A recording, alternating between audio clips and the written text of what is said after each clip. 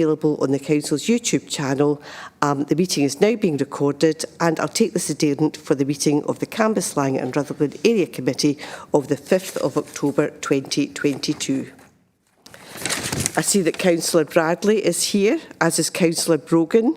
Councillor Brown is here. I have apologies from Councillor Kallikis. Councillor Cowan is also participating. Councillor Cowie is here. Councillor Fulton is participating. Councillor Lennon. Thank you. I see that Councillor Loudon is participating. Councillor Nugent is here. Councillor Ray is also here, as is Councillor Walker. So with that, Chair, I'll pass back to you for the business of the meeting, and there are a number of officers also here at the meeting. Thank you. Thanks, Pauline. OK, we'll move to item 1, declarations of interest. OK, thank you. We'll move to item 2. Do we have any questions or comments on the previous minutes? OK, not seeing any hands. I'll move the minutes as the correct record. Oh, Councillor Bradley. Councillor Bradley. Second. Thanks, John. OK, we'll move to item 3 on the agenda, items for noting, and it's an update on the Rutherglen Common Good Fund, and Lorraine O'Hagan will take us through the report. Thank you, Chair. Good afternoon, members. The purpose of the report then is to provide background information and an update on the Rutherglen Common Good account. So section 3 of your paper provides the background and explains that the Common Good account is a fund of money or assets or both, and is administered by a Scottish local authority in respect of each former borough within the area of the local authority. So the subject of this report then is the Rutherglen Common Good account, and the Rutherglen Common Good account holds cash balances only. It does not hold any physical assets. Section 4 of your report just explains a bit about the administration of the Common Good. So finance services within my own team administer the Common Good account. That includes the revenue monitoring, preparing annual accounts, and seeking committee approval for any expenditure to be incurred on any projects as and when they're required. If there are any proposals for common good spend that are considered to benefit the local community in Rutherglen and the level of funding required is feasible within the fund that we have available, then Finance Services will seek approval from the Finance and Resources, Corporate Resources Committee. We provide an update to that committee at least twice a year, and included in those reports is the position on the annual accounts of all common good funds, and we presented the latest one for financial year 2021-22 on the 7th of September to that committee. Section 5 of your report notes the role of South Lanarkshire's council elected members and notes that the decisions on the Common Good account are taken by the Council's Finance and Corporate Resources Committee. Elected members are kept up to date with any issues affecting the Common Good and are involved in the consideration of approving spend from the relevant account. And a report on the management of the Rutherglen Common Good account is provided annual to this area committee, and this is the second annual report that we've provided. So in terms of the Rutherglen Common Good accounts then for 2021-22, those are detailed in section 6 of your report. So Appendix 1 shows the unaudited accounts for the Rutherglen Common Good for the financial year that's just passed. They formed part of the Council's unaudited accounts in totality that were approved at the Risk and Audit Scrutiny Forum back on the 22nd of June and have gone through the annual accounts audit process over the summer period. The appendix shows that at the end of 2021-22, the balance invested in South Lanarkshire Council's Loans Fund for the Rutherglen Common Good is £127,000. So that's the cash which is held by the Council on behalf of the Common Good account for Rutherglen and is readily available to meet any expenditure that arises. As there are no assets to maintain for this Common Good account, there's very little expenditure incurred. So the net expenditure during the financial year was a charge for the administration of the account, offset by some income that we received in terms of the balance being invested, so a kind of interest, if you like. In terms of consultation on the Common Good account, that's something that we alert the area committees to if that's relevant. And in this case, there are no consultations ongoing within the Rutherglen Common Good. To be honest, they tend to relate to property, and as there is no property, then it's not normally the case for the Rutherglen Common Good.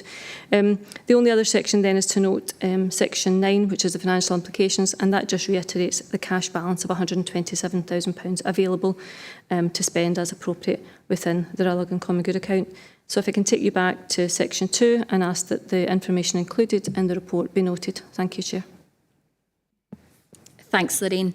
OK, we'll open up to questions.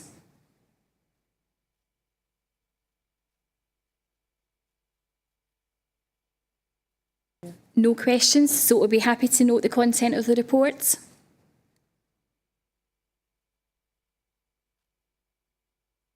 Thanks, Margaret. Thanks for the update, Lorraine. OK, we'll move to item 4 in the agenda, participatory budgeting activity within education resources, and Laura Mitchell will take us through the report. Thank you, Chair. Good afternoon, everyone. Delighted to be here to go through Education Resources Participatory Budgeting Report, which we're asking you to note the progress on today. The first page of the report takes you through the 21-22 activity towards the end of the last academic year. A video has been developed which highlights the work of participatory budgeting within education resources for 21-22, and this has been shared locally and nationally. A link to that video is in the report for you to have a look at. The PB activity in 21-22 has informed this year's process. PB training for 22-23 built on the successes and challenges from year 1 and has helped with the implementation going into year 2 for education resources. PB Scotland have been following us on our @SLC Equity Twitter and asked for a press release of our journey around participatory budgeting. We released a press release which can be found on the PB Scotland website and also on their Twitter feed. Lead officers presented the journey for South Lanarkshire Council's participatory budgeting within our schools at the PB Scotland's National Conference last week, which was very well received. An article was also published in The View early in the academic year, and again there is a link to this in the report. Education Resources also submitted an award application to the International Observatory on Participatory Democracy for the Best Practice Award for Citizen Participation. Sorry, a wee bit of a mouthful there. This application is underway and the evaluation phase is currently taking place. We will report if we were successful at the next committee. A PB section has also been developed within a new equity hub. This is an online one-stop Google site for all schools, which supports schools with implementation of the pupil equity funding within their schools. It provides resources, good practice, both locally and nationally, and within that there's a specific participatory budgeting section which helps schools tackle this within their schools. It shares good practice and it gives some ideas as well as a link to the training and the recording. Moving on to this academic year for 22-23, before the summer holidays, head teachers were informed that participatory budgeting will continue into this new session and that they were being asked to continue to put aside a minimum of 5% of their pupil equity funding allocation. Schools were then taken through a new presentation and signposted to the national guidance. The presentation took place on the 18th of August, where they were briefed on the process and taken through the PowerPoint with the expectations and timescales outlined. Following this, head teachers then identified the percentage of their pupil equity funding that they were going to put towards participatory budgeting, and this was submitted to us Education Resources on the 31st of August. We've also got a participatory budgeting teams page which continues to give live support to our schools if there are any questions, and it also helps to share good practice among our schools. Moving on to specific activity within the Cambuslang and Rutherglen area. Schools within the Cambuslang and Rutherglen area have collectively allocated £109,421.75 of their pupil equity funding allocation. This is approximately 6% of the Cambuslang and Rutherglen area PEF allocation, and you can see the figures outlined in Appendix 1 on page 13. It's broken down for each of the learning communities as well. Appendix 2 on page 14 summarises the percentage of the PEF allocation that schools have allocated for participatory budgeting. This session, 73% of schools have allocated the minimum 5% of their budget, whilst 27% of schools have allocated more than this. This session, 5 schools have allocated a larger percentage of their PEF allocation to participatory budgeting than last year. Only 3 schools in the area allocated less than their percentage last year. The result of this, there's a few reasons why schools have allocated slightly less. Last year, schools received a 15% uplift from the Scottish Government on their pupil equity funding to support COVID recovery. The 15% uplift does not apply for this session, so most schools' allocations have reduced in some form or another. Staff costs have also increased into this session, so this, along with the not having that 15% uplift, has been contributory factors to schools allocating slightly less. And saying that, most of the schools that allocated slightly less have still allocated more than the 5%. A further school-by-school breakdown is outlined in Appendix 3, which is pages 15, 16 and 17, and Newton Farm Primary School figures are also included there as requested by the Cambuslang and Rutherglen Area Committee last session. Stakeholder groups are now currently leading the PB process in schools. The outcome of these will be reported to Education Resources by this Friday, the 7th of October, and more information will be reported on the outcome of this at future area committee meetings. I can now take any questions. Thank you. Thanks, Laura. OK, we'll open it up to questions. OK, Katie? Thanks very much, Chair. Thank you for that report. I saw the coverage actually on social media of the PB conference last week. It was fantastic to see. It was actually one of the board members of the Poverty Alliance who I first saw tweeting about it, talking about the outstanding work was the quote that was taking place, with 40,000 voters across South Lanarkshire taking part in this work and so on. It's great, and I'm just so relieved that we've got confirmation from the new leader that the administration aren't following through with their initial plans to chuck all of this hard work, because it is clearly very valuable.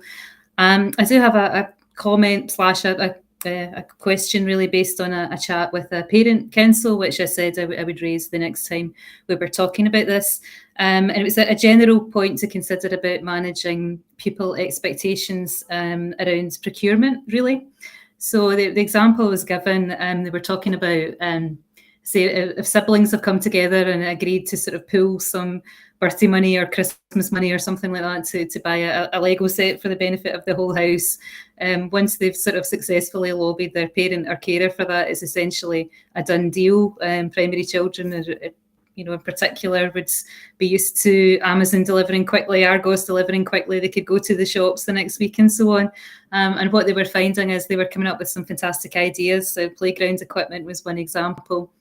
And then getting a bit disheartened when they came across the reality of the procurement process. So you might need to wait a wee bit for that, because your teacher can't actually just go and order whatever it is from Amazon. We need to do it properly.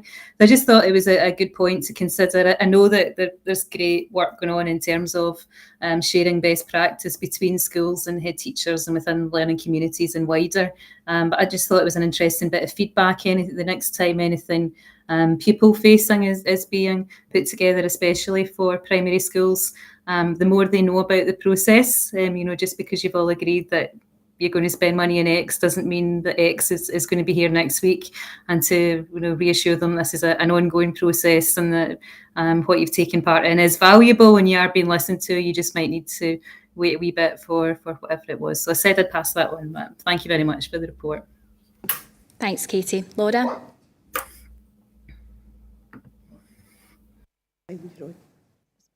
Thank you. Yes, procurement has been one of the challenges from last year, certainly, particularly around the timescales and managing those expectations with stakeholders.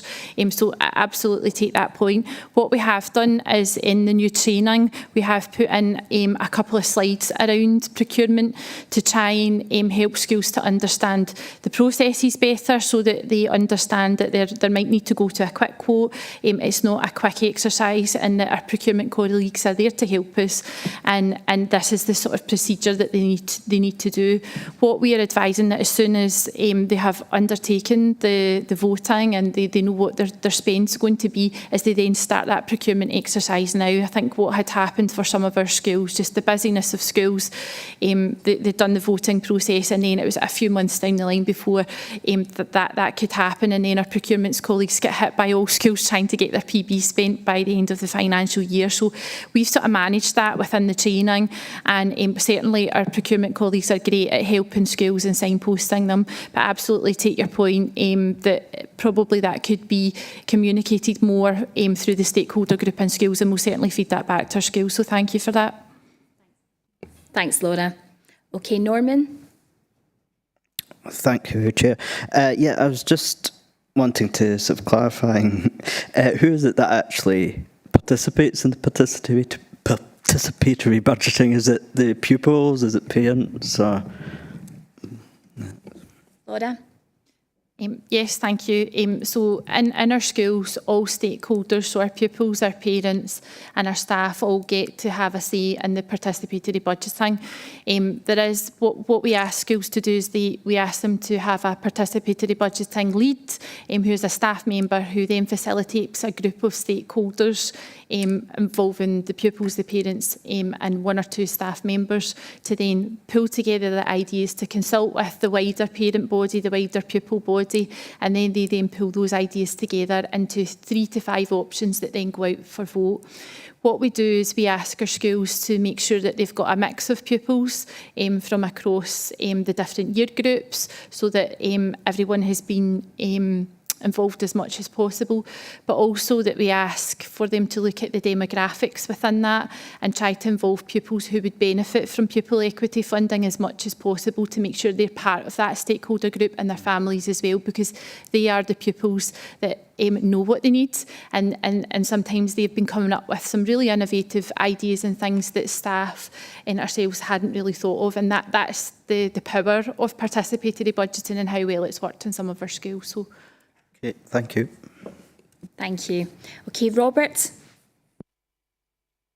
Thanks very much, Chair. Really was that last point I wanted a bit more information about. The figures are all very well as far as they go, but I was interested really in a flavour of the sort of things that they actually did. And I appreciate it's across a lot of schools. You're not going to get the whole comprehensive thing there, but are we able to get any kind of report on the ideas, the sort of innovative things or different things done or whatever, just to kind of inform us and I guess inform the wider public as well?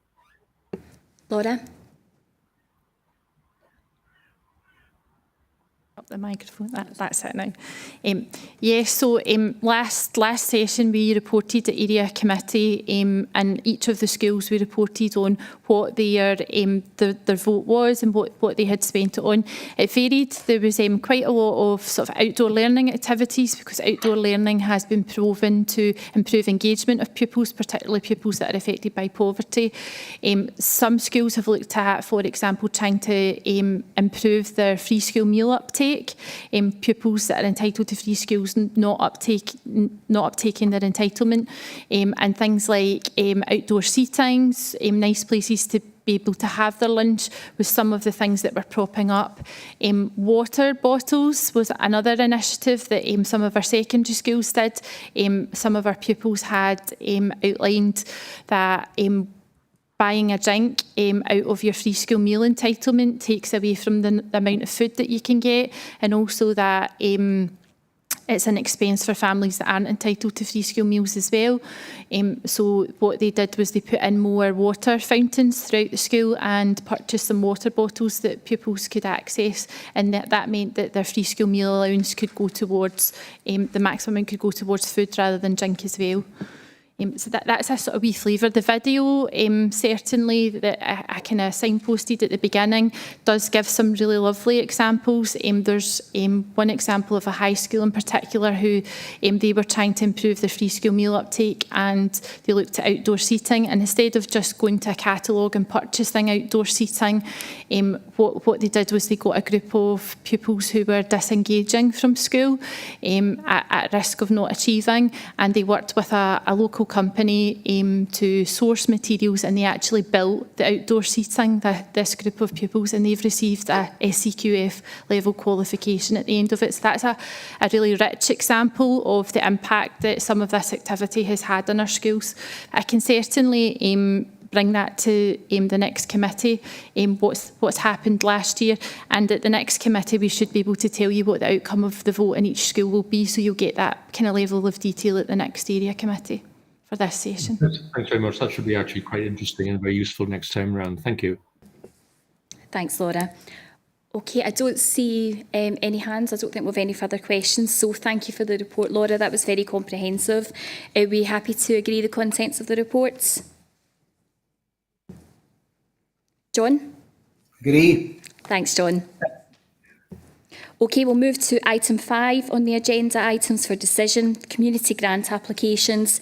We have one application for Enable, and it's an award of £925.